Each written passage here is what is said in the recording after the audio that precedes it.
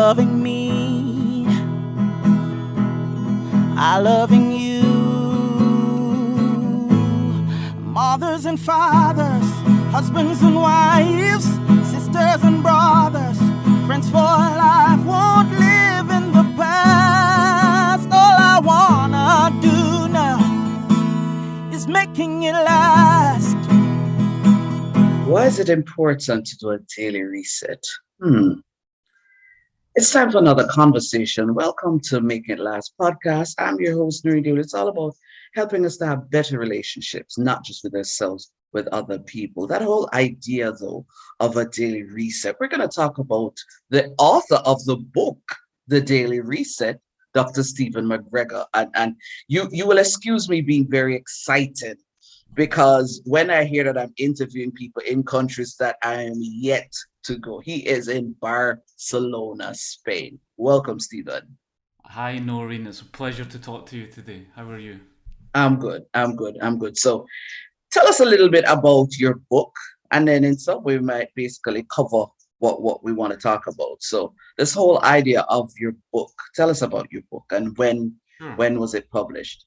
So, I've been working in the field of workplace well-being, well-being in general, but mostly within the context of our jobs, our daily jobs, for 20 years, which is hard to believe, but it's been that long.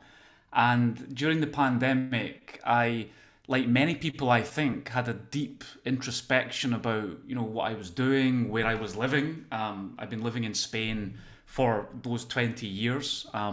As you can hear from my accent, I'm not originally from Spain, originally from Glasgow, near Glasgow in Scotland. Mm. And 20 years in Spain, I've completely lost all of my Scottish accent. I don't know if your listeners are familiar with the Scottish accent in any way, Mhm. but I had this deep introspection, and I wanted to really, summarize everything that I had learned working with clients around the world in workplace well-being, but also my own experiences.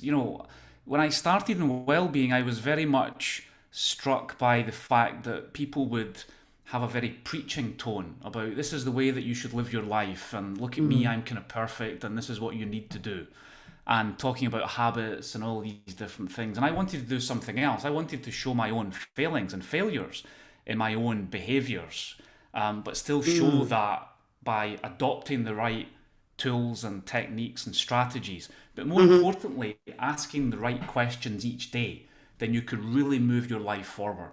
So the daily reset is cognizant of the pandemic and how it affected all of Mhm. us. It kind of kept us stuck in limbo, and so it is a page a day reflection that just basically says to people it doesn't matter how your day goes. You go to sleep, you wake up the next day, you have a chance to Mhm. start again and just give it a go. You experiment, you answer the questions, you try the tools and techniques. If it doesn't work out, it doesn't matter, you learn by doing. So it's a call to action, Noreen, for Mhm. every day of the year. And the final thing is that it's not just a book to read, it's a journal to write in. So I really want people to make it their own, to scribble notes on their experience in the spaces on the pages, and really learn by that doing. And also thinking that we don't really read the books that much these days. So this is a low bar. Mhm. It's like 2 minutes it takes you when you're preparing morning coffee, and then you go on with the rest of your day. So that's the summary version. Okay. So when did this book come out? That was Christmas time. So just before Christmas, we wanted it because it's a page a day. So the first nudge of the year is 1st of January. So we Mhm. released it just before the year end to give people that journal feel that they could get going with the start of the year. But really, anyone could pick it up at any day of the year, and Mhm. you just get going from then. So this is Christmas 2021. Yes, yes. Okay, okay. So why is it important for people to do a daily reset? Why? I think there's a couple of things. I think our life is so complex these days and it goes by so fast. And the typical approach to change and improving ourselves, and not necessarily a bad thing, is that we have a deep reflection every now and then. And this was Mm-hmm. certainly the case for me during the pandemic, right? Spent some time thinking about, do I want to continue living in Barcelona even? Am I happy with my career? Where do I want to go? And that's great. But, and even in the workplace, we tend to do the same. We give something a big effort every now and again, but then we leave it there and we move on to something else. The better approach, and studies back this up in terms of how we adopt new behaviors, even on a cognitive level, is that if you just have a daily consistent effort, that gives you that cumulative impact. You forget about change in a way. Change is hard, right? It's not easy to get to grips with. But if you do it on a daily basis and you just give it a little effort, then that builds momentum and it's hugely powerful. So I think there's just so much that we can gain if we just check in with ourselves on a daily basis within a really busy, complex life. So I know we're going to want to encourage people to get your book, but just give us an idea, just a snippet. You keep mentioning that there are tools and there are techniques and there are questions. So just give us an idea of what to Sure. expect. I mean, I got it here. I can read it all day if you want. I'm happy, right? And Okay. on the website, it's not just look. Yeah, I want people to buy the book, of course, but I'll talk about it as much as you want. But even on the website, there's a lot of free materials, right? Okay. I want to more than sell books. I want to create a movement. I really want to help people recognize that transforming their life can be done in this fashion, with this small effort but done on a daily basis. So essentially, Noreen, for each of the months of the year, there's a theme. So March has the theme of sleep. Next month, April, has the theme of energy. We have nutrition, we have exercise, we have mindfulness, we have community, the importance of community in December. So I'll read you today's. So March 25th today, and as I said, that has the theme of sleep. I don't know what this is, but I'm going to find out very soon. And it is getting there. It's actually on waking up. So, I find it very difficult to wake up sometimes in the morning, right? Okay.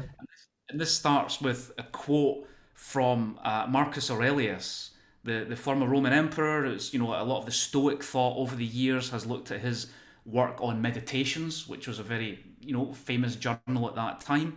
And it talks about how it's not easy to wake up, and some of the things that it talks about when we're in REM phase, in the dream stage, and giving two very practical things at the end. It says 2 more things to consider after a little reflection on waking up is not easy. It says, first off, the snooze button is not your friend. It will often make you feel worse for the rest of the day and disrupts your internal clock, right? And then the second, which you might laugh at this, but it says, second, if you really struggle each morning to get up, practice it. Literally, during the day, practice getting in and out of bed to familiarize the muscle memory in your body, right? So there's some things in it that are, silly in a way, but even that one on practicing your muscle memory comes from an accepted method within design thinking of body storming, and that your body has that muscle memory. And then there's other things in there that come from management theory on leading other people, inspiring other people, the importance of vulnerability, the importance of empathy, and all these different things. But there's one example. The whole idea of a daily reset might seem such a insurmountable task, but we're going to continue the conversation and continue to give you some ideas and some tools of just how to do this. But we have to take a break and listen to a word from our partners. Are you struggling to become an effective communicator? Let Noreen Daly, the communications specialist, get you there. Services include communications consultancy, one-on-one coaching, public speaking and debate training, leadership and team building sessions, plus much more. Visit noreendaly.com for more info. Noreen Daly, redefining the way you communicate.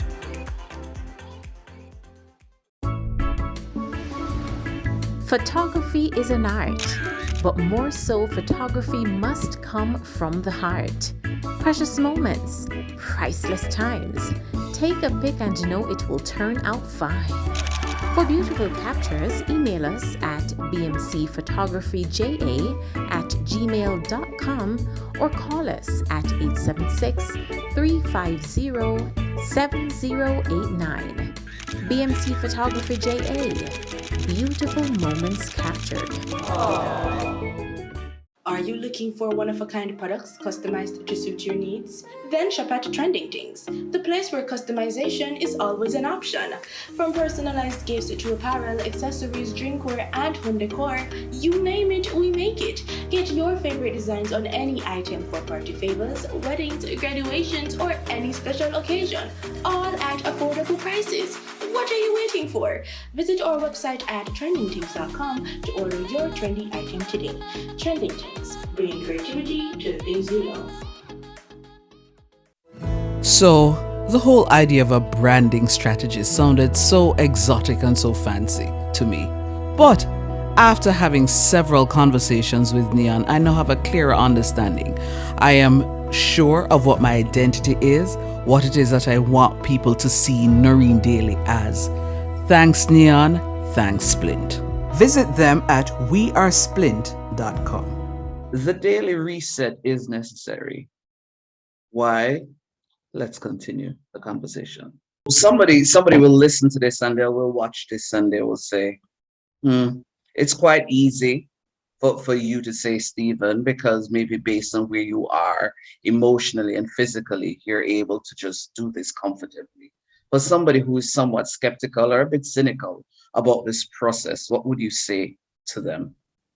I welcome skepticism. I started teaching in this field of well-being at a very conservative business school, and they had classes on strategy and finance, and it was all very serious. And people would come, executives, and they would be sitting with their suit and ties, and they'd be very serious. And then I turn up and I start talking about physical movement, being aware of a sedentary life when you're in the workplace, the importance of sleep, the importance of passion, habits. And it was difficult, right? They thought, this isn't what I'm here for. This isn't, I'm here to learn about strategy and finance and innovation. But you get over that natural skepticism. And the main reason is that I'm invested in the development of the individual. And this is just the workplace context, and we can talk about other contexts just momentarily. But they would say, look, these other classes are great, but this is the company showing that they want to upskill me so that they can get more value out of me in the workplace. What I love about your sessions, Stephen, is it's about me. It's about me as a human being. And of course, the company, if I'm healthier and happier as a human being, the company will get more out of me as well. But what I love is that I can develop myself as a person. So I've confronted natural high levels of skepticism over many years, and also the extremes of different people. This isn't just for athletes or yoga practitioners or mindful meditation monks. This is for everyone. I come from a very working class background in the west of Scotland, where habits were very unhealthy, let's say, and there was a natural rejection of any notion of healthy living. So I've seen all sides. Myself, I've had any bad habit that you can think of. And what I do, and what I've done for the past 20 years, is that I present my material in a very non-threatening, vulnerable way. I show my own failings and vulnerabilities and failures. And I think that inspires people. And I basically say to them, look, if I can do it, you can do it too, because it is really so easy. How then has this daily reset impacted on your relationships, whether personally or professionally? It just gives me more time to think. Because as I mentioned earlier, life is so fast these days, we kind of run over the top of our daily lived experience, and every now and then we think, wow, what have I been doing for the past weeks, months, years of my life, right? We're not paying enough attention to how we live our lives. So it's given me natural checks and balances when I have been busy, or when I haven't been happy, or when I haven't been fulfilled, to try and take action. And I think that's the biggest thing. And it forces me, because I do all of this myself, right? I very much don't have the answer or make it work every time, but I always try. And it allows me to have a conversation with myself. And I think in our lives, that is hugely important. Relationships with other people, of course, conversations with other people, yes, but we need a conversation and we need to develop a relationship with ourselves. I think that's very important. Mhm. How then do you think, if I buy into this, that it will then impact on my relationships? Look, everyone finds out that it's their own thing, right? It's their own secret sauce. And Oh, I even talk about, some of the content in this book, or any other of my work that people may find, is that it might not work for a certain person. They might not mhm. agree with it, but that's what well-being is. Well-being is very subjective. It's very personal. It's about a journey, and essentially, I'm not providing answers. What I'd rather Mm, do is motivate people to ask the questions. So it's just giving people the discipline to, for want of a better word, get stuck in, to mm. not over analyze, not overthink. The world that we live in today is fraught with Yes, overthinking.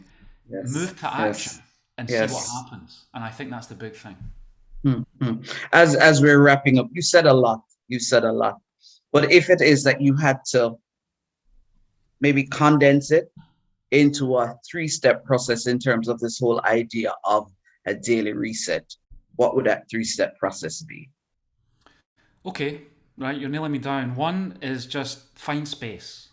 Mm, Is that 10 minutes in the morning? Is it 10 minutes at night before you turn off the light? Is it a quiet time that you have during the day? Just find some space. If you can, have a pen and paper, because the better thing is to get all of this stuff that's in here in our heads and get it down in paper, or at least process it, right? And then the third thing is take action. Don't just think about it or write it down, but do something differently. I think another thing, as we move through our life journeys, we tend to mhm. do the same things, and we have the same patterns of behavior. So I think the That third is thing great. is try something different, and it doesn't matter what it is. Just do something for the first time. When was the last time that anyone is listening to this? When was the last time you did something for the first time? When we're young, it's full of firsts. We Mhm. get older, it doesn't happen so much, right? So I think Mm, that's not a bad question to ask mm, ourselves. mm, mm, mm, mm. I said you were wrapping up, but you said something just now that I just want to talk about a little bit because we live in a world that is digital. And I noticed one of the steps you said was just put it on pen and paper. Why? Why not just say, take a note of it however you choose, whether digitally or otherwise? You specifically said utilize pen and paper. Why? I think there's value in that. We live our lives in the digital realm. This hijacks in many ways our brain chemistry. Big tech has exploited the weaknesses of dopamine production in all of us, and we're addicted to the online life. And I just feel getting back to basics is very Yeah. important. And if that's a pen and paper, then great. Even research shows doing it first thing in the morning before we fully wake up, because when we fully are conscious, we have an inner critic that actually takes over, and it's like an editor. So even writing before we are fully awake, it just allows you to really process what's inside. And I think there's a lot of value in getting back to basics, Noreen. Mm. Excellent note to end on. Thank you so much for sharing, Stephen. Pleasure talking to you today, Noreen. Thank you. This was Make It Last podcast, where it's all about helping us to have better relationships, not just with yourselves, but with other people. I'm Noreen Daly. Until next time.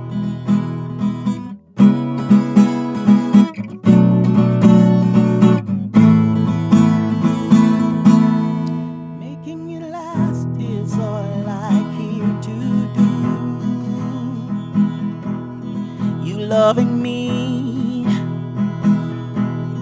I loving you.